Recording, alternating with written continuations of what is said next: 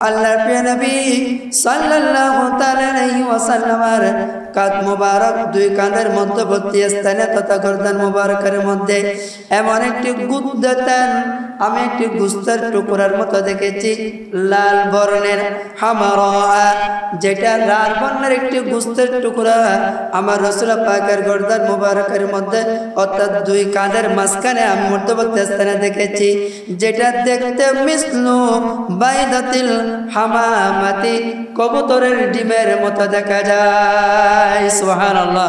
আল্লাহর হাবিব সাল্লাল্লাহু তাআলা আলাইহি ওয়াসাল্লামের শরীর মুবারক কেমন ছিল? আমাদের দেশে এমন কিছু মানুষ আছে যারা বলতে চায় রাসূল তো আমাদের মতো, নাউজুবিল্লাহ, আমাদের মতো কখনো হতে পারে না। যে আল্লাহর হাবিব সাল্লাল্লাহু তাআলা সাল্লামের সম্পর্কে আল্লাহ কোরআন কারীমের মধ্যে বলেছেন, বিসমিল্লাহির রহমানির রহিম, মা কানা মুহাম্মাদুন আবা আহাদিম মির রিজালিকুম ওয়ালাকিন রাসূলুল্লাহি ওয়া খাতামান নাবিয়্যিন। আল্লাহ রাব্বুল আলামিন কোরআন কারীমের মধ্যে ইরশাদ করতেছেন, আমার হাবিব মুহাম্মদুর রাসূলুল্লাহ এটা তোমাদের কোনো পিতা নয়। সুবহানাল্লাহ। এটা তোমাদের কোনো পিতা নয়, বরঞ্চ তিনি হচ্ছেন সর্বশেষ নবী, খাতামুন নবিয়্যিন। সুবহানাল্লাহ। আল্লাহর প্রিয় নবী সাল্লাল্লাহু তাআলা আলাইহি ওয়াসাল্লাম আখিরি জামানার নবী, শেষ নবী। নবী যে হাদিসে পাকের মধ্যে বলেছেন, আলা খাতামুন নবিয়িনা লা নবিয়্যা বাদি, আমি হলাম সর্বশেষ নবী, আমার পরে আর কবি কোন নবী পৃথিবীর বুকে আসবে না। আল্লাহর নবী সাল্লাল্লাহু তাআলা আলাইহি ওয়াসাল্লাম খাতামুন নবিয়্যিন, সর্বশেষ নবী। নবী হিসাবে আল্লাহর প্রিয় নবী সাল্লাল্লাহু তাআলা ওয়াসাল্লামের যে গর্দান মুবারকের মধ্যে মোহর নবুয়ত ছিল, আল্লাহর নবীর নবুয়তের মোহর আল্লাহর পক্ষ থেকে দিয়েছেন, যেটা সাহাবায়ে কেরাম দেখেছেন, আল্লাহর হাবিবের সাহাবায়ে কেরাম সেটা বর্ণনা দিয়েছেন। তার মধ্যে হযরতে জাবির ইবনে সামুরা রাদিয়াল্লাহু তাআলা আনহু থেকে বর্ণিত হাদিস, তিনি বলেন, রাআইতুল খাতামা বাইনা কাতিফাই রাসূলুল্লাহি সাল্লাল্লাহু তাআলা আলাইহি ওয়াসাল্লাম গুদ্দাতুন, আমি দেখেছি আল্লাহর প্রিয় নবী সাল্লাল্লাহু তাআলা আলাইহি ওয়াসাল্লামের কাঁধ মুবারক দুই কাঁধের মধ্যবর্তী স্থানে তথা গর্দান মুবারকের মধ্যে এমন একটি গুদ্দাতান আমি একটি গোস্তের টুকরার মতো দেখেছি লাল বর্ণের হামারা, যেটা লাল বর্ণের একটি গোস্তের টুকরা আমার রাসূল পাকের গর্দান মুবারকের মধ্যে অর্থাৎ দুই কাঁধের মাঝখানে আমি মধ্যবর্তী স্থানে দেখেছি, যেটা দেখতে মিসলু বাইদাতিল হামামাতি কবুতরের ডিমের মতো দেখা যায়। সুবহানাল্লাহ। আল্লাহর নবী সাল্লাল্লাহু আলাইহি ওয়াসাল্লামের দুই কাঁধ মুবারকের মধ্যবর্তী স্থানে গর্দান মুবারকের মধ্যে এমন একটি গোস্তের টুকরা ছিল। হযরতে জাবির ইবনে সামুরা বর্ণনা দিচ্ছেন, আমি দেখেছি আমার নবীর ওই গর্দান মুবারকের মধ্যে একটি লাল বর্ণের গোস্তের টুকরা, যেটা দেখতে কবুতরের ডিমের মতো দেখা যায়। সুবহানাল্লাহ। আল্লাহর প্রিয় নবী সাল্লাল্লাহু আলাইহি ওয়াসাল্লামের এই কাঁধের মধ্যে এরকম মোহর নবুয়তের শিল মোহর দিয়েছিল। সুবহানাল্লাহ। যেটা সাহাবায়ে কেরাম দেখেছেন। এটা কি কোনো মানুষের গর্দানে দেওয়া যায়, দেখা যায়? আল্লাহু আকবার। কিভাবে বলে? তাহলে রাসূল আমাদের মতো কখনো হতে পারে না। তার প্রিয় নবী সাল্লাল্লাহু তাআলা আলাইহি ওয়াসাল্লামের আকৃতি ভাবে দেহের গঠন মুবারক কেমন ছিল? আল্লাহু আকবার। আমরা হাদিসে পাক থেকে দেখতেছি, আল্লাহর প্রিয় নবী সাল্লাল্লাহু তাআলা ওয়াসাল্লামের দেহ মুবারক কত সুন্দর ছিল, গঠন মুবারক কত সুন্দর ছিল। আল্লাহর প্রিয় নবী সাল্লাল্লাহু তাআলা ওয়াসাল্লামের খাসিয়াত হচ্ছে, আল্লাহর নবী যখন পৃথিবীর বুকে শুভ আগমন করেছেন, আমাদের সন্তান ছেলে সন্তান যখন জন্ম লাভ করে, তারা এক বছরে যত বড় হয়, আল্লাহর নবী একটা ছেলে এক মাসে যত বড় হয়, আল্লাহর নবী একদিনে তত বড় হয়ে যেত। সুবহানাল্লাহ। এটা রাসূল পাকের খাসিয়াত। একজন নবাগত সন্তান এক মাসের মধ্যে যার তার বহরি তার গঠন যতটুকু হতো আল্লাহর নবী সাল্লাল্লাহু আলাইহি ওয়াসাল্লামের গঠন মুবারক একদিন আল্লাহ তত বড় করে দিতেন। একটা ছেলে 1 বছরে যত বড় হতো আমার নবীকে 1 মাসে তত বড় করে দিতেন। সুবহানাল্লাহ। সাহাবায়ে কেরাম আমার নবীর সৌন্দর্যের বর্ণনা দিয়েছেন। আল্লাহর নবীর গঠন কত সুন্দর ছিল। হযরত আনাস ইবনে মালিক রাদিয়াল্লাহু তাআলা আনহু থেকে বর্ণিত হাদিস।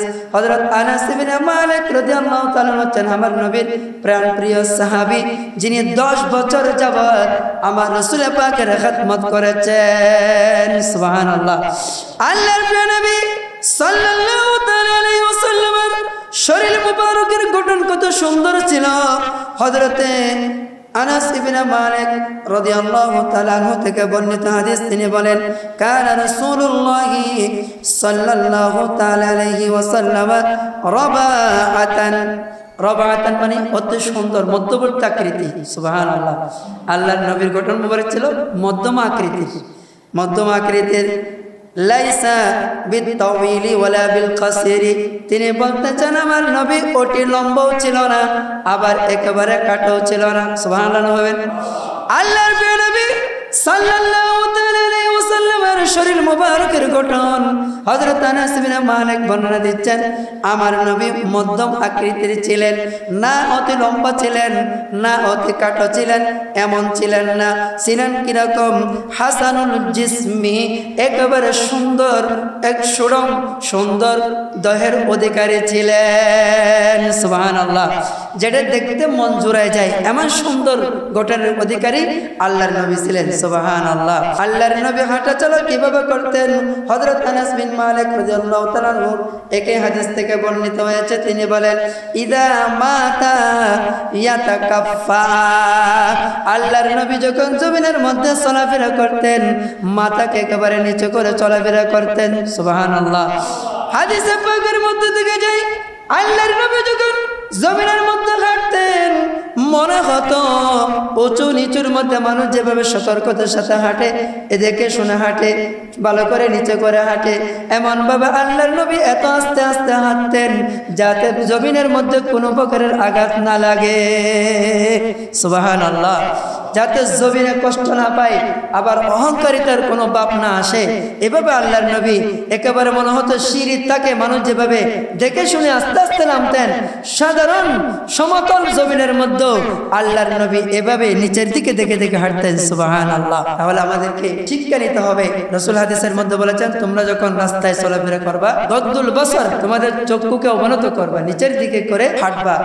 ও উম্মত, যাতে করে তোমাদের চোখের মধ্যে হারামের দিকে দৃষ্টি না যায়, হাঁটা চলার সময় যাতে যাতে তোমাদের হারাম বস্তু তোমাদের চোখে না পড়ে, এই জন্য নিচের দিকে দেখে দেখে হাঁটার জন্য আল্লাহর নবী নির্দেশ দিয়েছেন।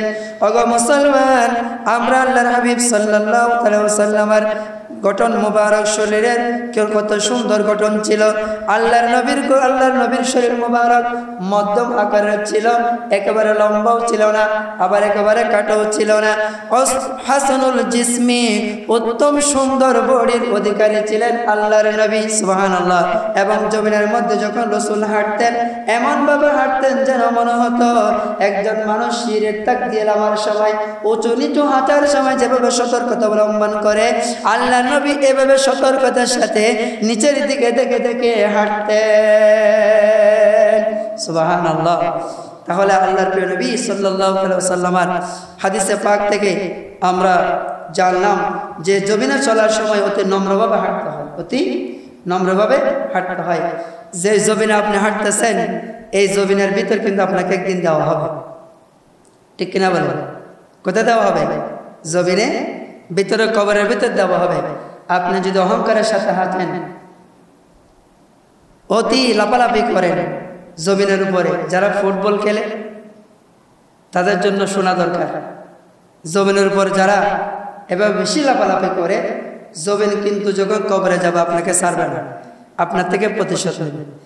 আল্লাহ কোরআনে কারীমের মধ্যে বলেছেন ওয়ালা তামশি ফিল আরদি মারহা, তোমরা জমিনের মধ্যে অহংকারের সাথে হাঁটাচলা করো না এবং জমিনের মধ্যে অতি শক্তভাবে হাঁটো না, আস্তে আস্তে হাঁটো। আল্লাহর নবী শিক্ষা দিয়েছেন যাতে করে জমিনেরও প্রাণ আছে সে যেন কষ্ট না পায়। সুবহানাল্লাহ।